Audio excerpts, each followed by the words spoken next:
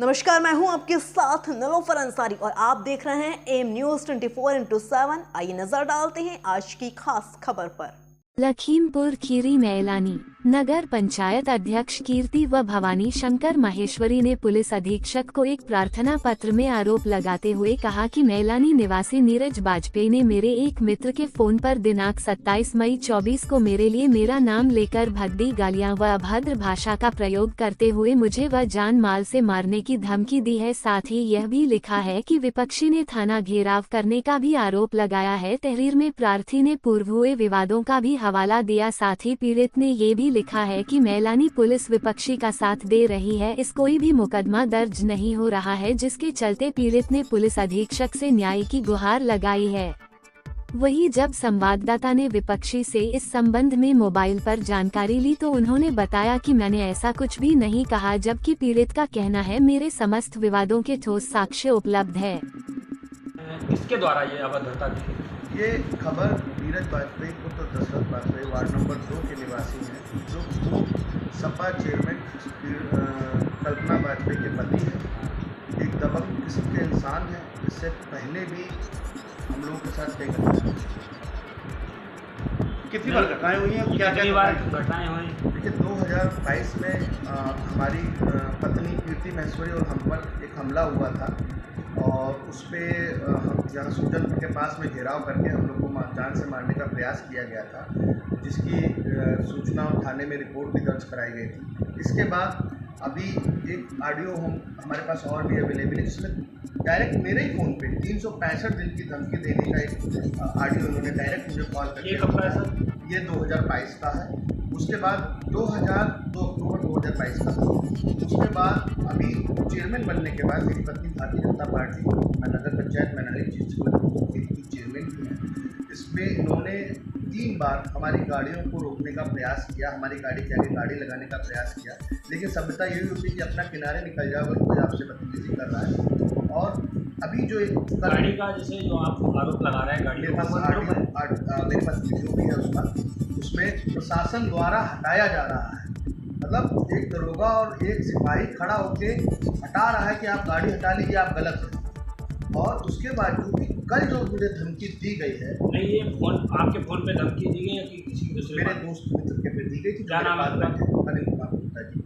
उसमें क्या वाक्य कहा? जो वाक्य है उसमें जान से मारने का पूरा एक धमकी है, अभद्र भाषा का इस्तेमाल है। और सबसे बड़ी बात कि एक जो बात उन्होंने कही है कि मैं थाने का घेराव कर लूँगा। उत्तर प्रदेश सरकार में माननीय मुख्यमंत्री जी के नेतृत्व आज की डेट में ऐसा राज खत्म हो चुका है। अगर ऐसा कहीं हो रहा है तो प्रशासन को देखना चाहिए कि इस तरीके की धमकी तो प्रशासन को चैलेंज करने वाली धमकी है। तो सीधे सीधे जिला प्रशासन को चैलेंज कर दिया, थाने को चैलेंज कर दिया। इतनी हिम्मत कहाँ से आ रही है, ये तो देखना चाहिए। इस संबंध में आपने कहीं प्रार्थना पत्र दिया? मैंने इस संबंध में पुलिस अधीक्षक महोदय श्री गणेश प्रसाद जी को मैंने लिखित में प्रार्थना पत्र दिया, आज लेके आया हूँ। और उन्होंने मुझे आश्वासन दिया आपको न्याय मिलेगा। और जो मेरी गाड़ियाँ पहले रोकी गई, पूर्व में जो घटनाएं हुई उस पर पुलिस ने क्या कार्रवाई अभी तक आरोपी विरुद्ध क्या कार्रवाई? कोई कार्रवाई उनके खिलाफ नहीं की गई। मैंने लिखित में पत्र एसपी साहब, जब कार्रवाई नहीं की तो उस संबंध में फिर आपने कोई आगे बढ़ना उचित क्यों नहीं समझा? देखिए, होता है कि हमने कंप्लेंट दे दी, उसके बाद अगर कार्रवाई नहीं हो रही तो ये जिला प्रशासन की जिम्मेदारी है। अब अगर जिला प्रशासन इतनी धमकियां गाड़ी रोकने के बाद, इतना कुछ होने के बाद, अगर हम लोग के हमारे परिवार की सुरक्षा नहीं दे पाता है तो ये जिला प्रशासन की जिम्मेदारी है। और मैं अपने प्रदेश के मुखिया अपने मुख्यमंत्री जी योगी जी से मैं निवेदन करूंगा, प्रदेश अध्यक्ष जी से निवेदन करूंगा, अपने सांसद जिला लखीमपुर खीरी के श्री अजय मिश्र टेनी जी से निवेदन करूंगा कि इस मामले पे संज्ञान लें और इस पर मुझे न्याय दिलाने की कृपा करें। क्योंकि एक आदमी जो खुलेआम इतना चैलेंज कर सकता है वो मेरे परिवार को कभी भी कहीं भी नुकसान पहुंचा सकता है। और आप मीडिया के माध्यम से मैं बिल्कुल खुल के कहना चाहूँगा, मुझे कोई डर नहीं है, योगी सरकार है, मुझे कोई डर नहीं। जो व्यक्ति ये कह रहा है कि मैं थाने का घेराव करा के ऐसी की तैसी कर डालूंगा, तो ये बड़ा सोचनीय विषय है कि इतना बड़ी हिम्मत इनको किसने दी। अगर कोई सह है तो उसके ऊपर जांच होनी चाहिए, ऐसे व्यक्ति की गिरफ्तारी होनी चाहिए। और देश में आजकल अराजकता का माहौल पूरा खत्म हो चुका है। अगर इन्हें कहीं हिम्मत मिल रही तो बहुत ही गलत है ये, और मुझे न्याय चाहिए। इस तरीके से अगर मेरे परिवार में भविष्य में कुछ भी होता है, उसके जिम्मेदार नीरज वाजपेयी, उनका परिवार और उनके साथ में रहने वाले साथियों को होगी। इनकी सूचना होगी, मैं लिखित में दे दूँगा। इससे पहले भी थाने 2022 10 मार्च को इन्होंने थाने का घेराव किया था। तो प्रशासन को इस चीज़ पर एक्शन लेना चाहिए। थाने का घेराव कोई छोटी मोटी बात नहीं होती है। किसी भी व्यक्ति या कोई भी व्यक्ति थाने का घेराव नहीं कर सकता है। आजकल किसी भी जनप्रतिनिधि, भारतीय जनता पार्टी की मेरी पत्नी जनप्रतिनिधि है, अगर इस तरीके की अभद्र भाषा, उसमें चेयरमैन शब्द भी बोला गया है, इस तरीके की अभद्र भाषा एक महिला के लिए बोली गई है, तो ये अच्छा नहीं है, ये बहुत ही गलत है। प्रशासन, मैं एसपी साहब से चाहूँगा इस पर उचित कार्रवाई करके उनकी गिरफ्तारी होनी चाहिए और मुझे न्याय, मेरे परिवार को न्याय मिलना चाहिए। आप कितने तक इंतजार करेंगे कि जैसे एसपी के अभी देखिए एसपी साहब गोल के मामले में कोई कार्रवाई नहीं हुई, आज ही इस मामले में आप कितने इंतजार करेंगे? आज ही एसपी साहब ने मुझे इस चीज़ में ज्ञापन दिया है। अगर एक आध दिन में कोई ठोस कार्रवाई नहीं होती तो मैं प्रदेश में अपने नेतृत्व को बताऊँगा। मैंने अपने जिलाध्यक्ष को भी बताया है और मैंने अपने सांसद महोदय जी को भी बताया है।